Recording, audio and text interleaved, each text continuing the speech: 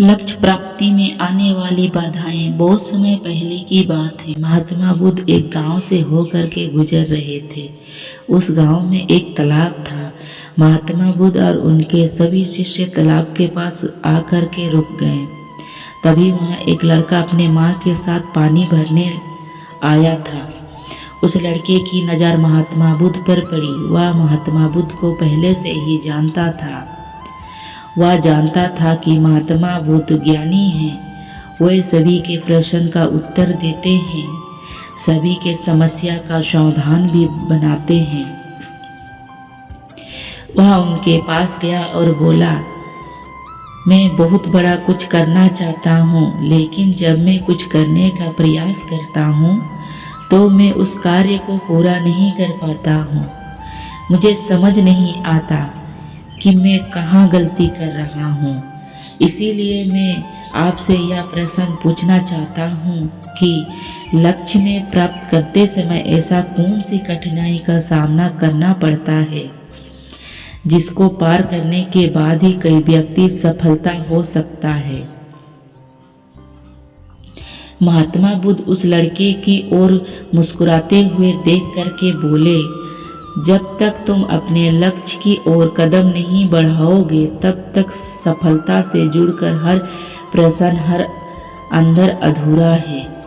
महात्मा बुद्ध ने इस उपदेश के समाप्त कर अपने सभी शिष्यों के साथ आगे की यात्रा रखी। उस लड़के ने भी अपने माँ के साथ घर लौटने का निर्णय किया और घर वापस आया। अगले दिन जब वह लड़का अपने माँ के साथ वापस तालाब पर पानी भरने गया तो उसने देखा कि कल तालाब में जो कमल की केवल कलियां थी वे आज पूरी तरह से खिल चुकी थी।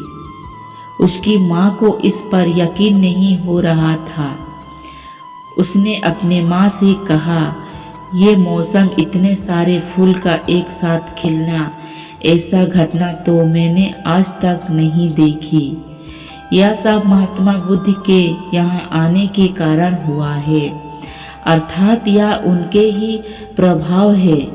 उस समय वह लड़का सोचने में खो गया। उसने तुरंत ही तालाब से एक कमल का फूल तोड़ा और मन में यह सोचना शुरू कर दिया कि यदि तालाब की यह खूबसूरती महात्मा बुद्ध के प्रभाव के कारण है तो मुझे महात्मा बुद्ध से जरूर मिलना चाहिए। शायद वह मुझे कुछ सीखने के लिए संकेत देना चाहते हैं। सोचते सोचते उसने तय कर लिया कि वह महात्मा बुद्ध से जरूर मिलेगा और महात्मा बुद्ध की वह आवाज मन में गूंज ही रहा था, तुम लक्ष्य की ओर कदम नहीं बढ़ाओगे तब तक सफलता से जुड़े हर प्रश्न का उत्तर अधूरा ही है। तब उस लड़के ने कमल का फूल एक मटके में रख लिया और उसने यह निर्णय लिया कि वह महात्मा बुद्ध से मिलकर ही रहेगा। उसके मन में जो भी प्रश्न थे उसके उत्तर जानने का उसने निर्णय लिया। उस लड़के ने तुरंत ही अपने माँ से कहा, मैं महात्मा बुद्ध से मिलने जा रहा हूँ। वे बहुत आगे तक नहीं गए होंगे। अगर मैं जल्दी जल्दी जाऊंगा तो एक दिन में ही मैं उन तक पहुँच जाऊंगा और 1-2 दिन में मिलकर घर वापस आऊंगा। उसकी माँ ने उसे बहुत समझाने की कोशिश की, लेकिन वह लड़का नहीं माना और तुरंत ही सफर की तरफ निकल पड़ा। वह मार्ग पर बहुत ही तेजी से चल रहा था। बहुत कम समय में ही उसने अपने गांव को पार कर लिया। चलते चलते उसकी थकान बढ़ रही थी, जिससे उसकी रफ्तार कम होने लगी थी, लेकिन उसने हार नहीं मानी। धीरे धीरे चलता रहा और चलते चलते जंगल में पहुंच गया। जंगल को देख करके उसके मन में डर उत्पन्न हुआ। उसने सोचा कि मैंने आज तक जंगल पार नहीं किया है और इस जंगल में कई जंगली जानवर भी होंगे। यदि मैं रास्ता भटक गया तो महात्मा बुद्ध तक कभी नहीं पहुंच पाऊंगा और यदि मैं किसी गलत रास्ते पर चला जाऊंगा तो मुझे कम से कम 2 दिन और लग जाएंगे महात्मा बुद्ध तक पहुंचने के लिए, और यदि वह मुझसे बहुत आगे निकल जाते हैं तो मुझे बाकी रास्ते भी पता नहीं चल पाएगा और फिर मैं उसे कभी नहीं मिल पाऊंगा। वह लड़का इसी सोच विचार में डूबा हुआ था। तभी उसने देखा कि उसी रास्ते में एक घोड़े की सवारी आ रही थी। लड़के ने उस घोड़सवार से कहा, क्या तुम मुझे जंगल पार करवा दोगे? मुझे महात्मा बुद्ध से मिलना है और मुझे यह कमल उन्हें देना है। इस पर घोड़सवार ने कहा, मैं आपका जंगल पार नहीं करवा सकता हूँ, लेकिन मैं आपकी मदद कर सकता हूँ। यह कमल वाला मटका मैं महात्मा बुद्ध तक पहुँचा सकता हूँ। उस लड़के ने फिर सोचा और विचार किया, यदि मैं पैदल चलूं तो बहुत समय लगेगा और शायद मैं महात्मा बुद्ध से मिल ना पाऊं, लेकिन यदि मैं इस मटके को घोड़सवार को दे दूं तो वह बहुत जल्दी महात्मा बुद्ध तक पहुंचा देगा। इससे मेरा काम आसान हो जाएगा। मैं जो मन में चाहता हूं वह भी पूरा हो जाएगा। काफी समय सोच विचार करने के बाद वह निर्णय लिया कि वह मटके वाले कमल घोड़सवार को दे देगा।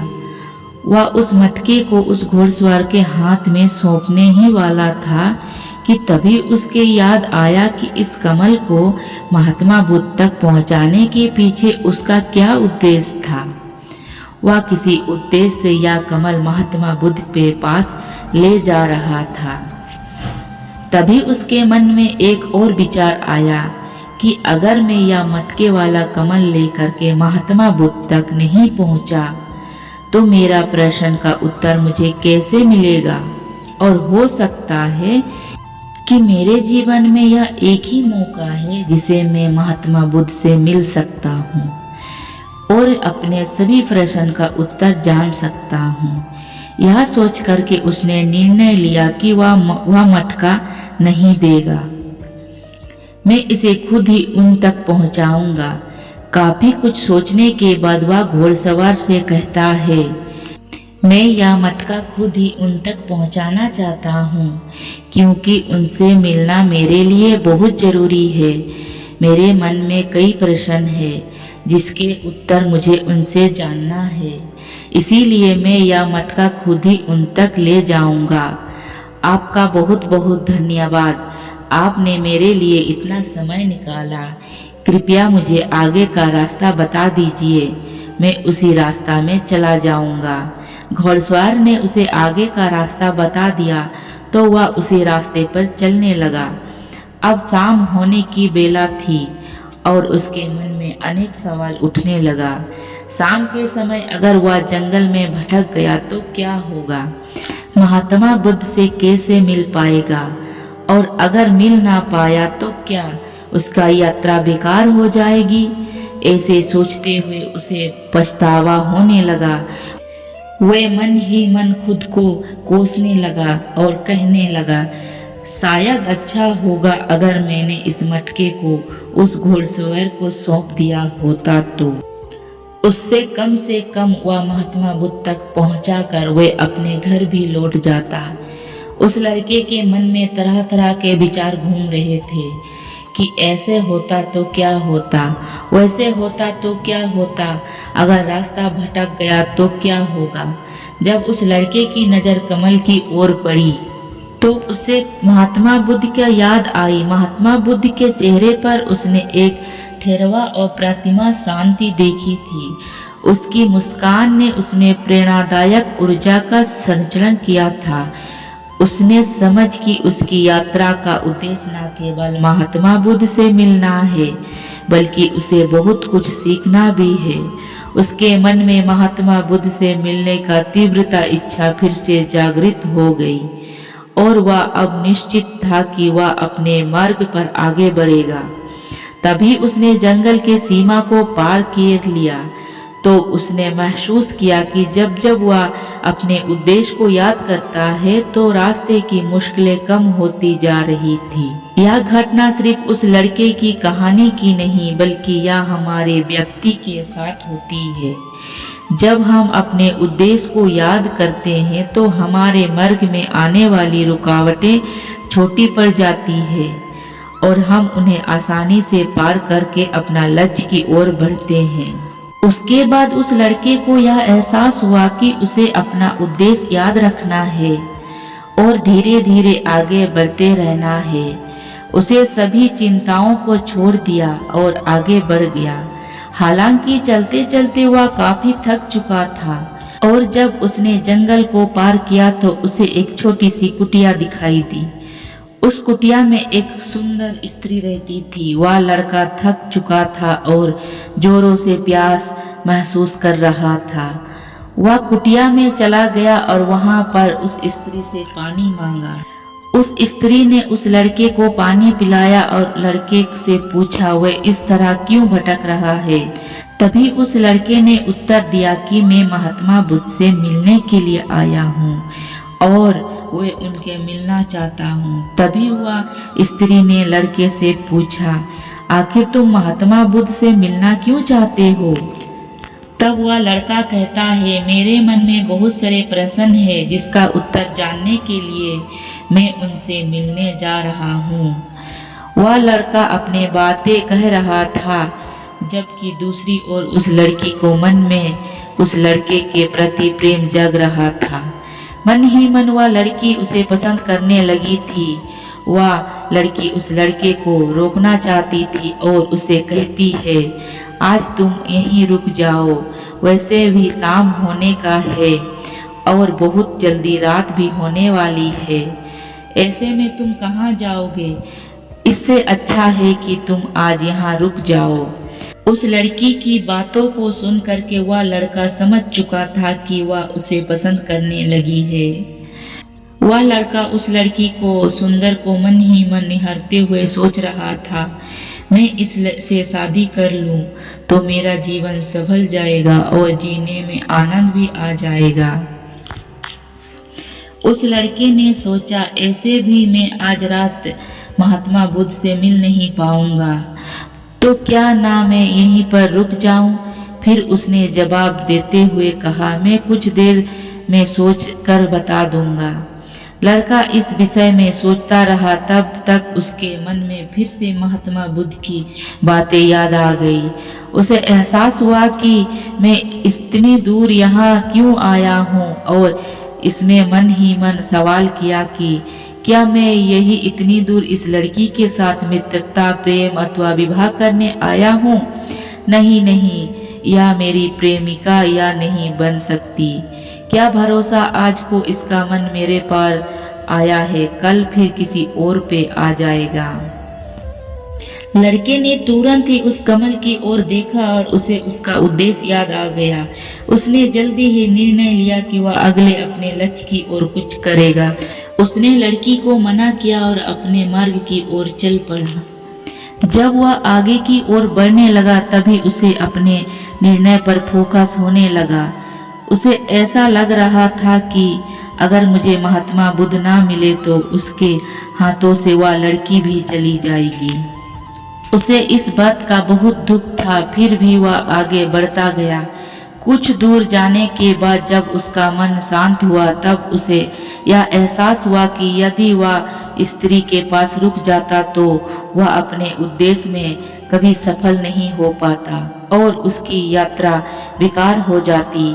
उसको तब एक और बात का स्मरण हुआ कि कोई भी वस्तु या व्यक्ति जो हमें अपने उद्देश्य से भटकने का प्रयास करेगा उसे तुरंत ही दूरी बना लेना चाहिए और हमें अपना उद्देश्य याद रखना चाहिए। वह लड़का सोच विचार करते हुए आगे बढ़ रहा था। तभी मार्ग में एक बुजुर्ग आदमी से मिला। उसने बुजुर्ग से पूछा, बाबा क्या आपने इस मार्ग से महात्मा बुद्ध को जाते हुए देखा है? पीछे गांव में किसी ने बताया कि वह इसी मार्ग से आगे बढ़ रहे थे। क्या आप बता सकते हो वह किस तरफ गए हैं? उस व्यक्ति ने उस लड़के से कहा, तुमने कई गलतफहमी हुई है। इधर से कोई भी ऋषि मुनि नहीं गया है। हो सकता है कई और मोड़ हो जिस पर तुमने ध्यान नहीं दिया हो और उस रास्ते में वे मुनि चले गए हो। यह सुनकर के वह लड़का घबरा गया। अभी कुछ ही घंटे पहले उसने उस बस्ती को पार किया था। अगर वह वापस गया तो काफी समय लग जाएगा और अंधेरा भी होने का था। उसके रहने के लिए कोई जगह भी नहीं है और ना ही उसके पास कुछ खाने के लिए बचा है। इससे उसकी पूरी यात्रा बेकार हो जाएगी। मुझे तो लगता था कि मैं गौतम बुद्ध से मिल पाऊंगा, लेकिन अब लगता है कि उनसे मिलना इस जन्म में तो संभव नहीं है। इसी प्रकार कई विचार उस लड़के के मन में उमड़ने लगे थे।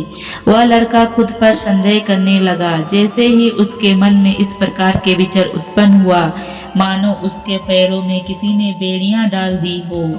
वह बार बार केवल एक ही बात सोच रहा था, आखिर मुझे वह क्यों नहीं दिखाई दिए?